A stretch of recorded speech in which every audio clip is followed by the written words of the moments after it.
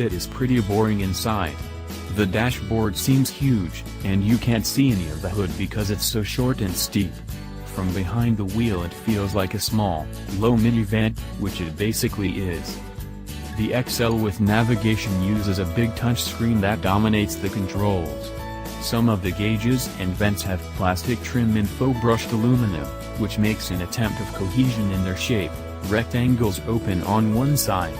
It looks like the budget trim that it is. The leather seats on the XL are too stiff and wide for us. We got out of 200 miles in an Acura RDX to begin 200 miles in the Fit, and the seats were like night and day. Our jaded rear cried out in protest within the first 5 miles.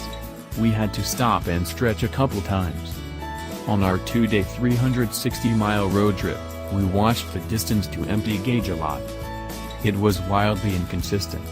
We also used the touch screen, which was hopelessly non-intuitive.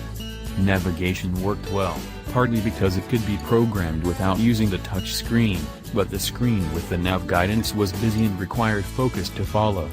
Meanwhile, radio tuning was a distracting nightmare.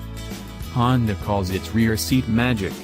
The split seat folds flat with one drop, and also clicks into other positions called tall and the futon-like refresh. The rear legroom of 39.3 inches blows the competition out of the water, and even beats many much larger cars. The front passenger seat back reclines to the horizontal position, for sleeping at a rest stop or for carrying everything from a kayak to a stack of 2x4s. And that is kind of magic, for a car this small.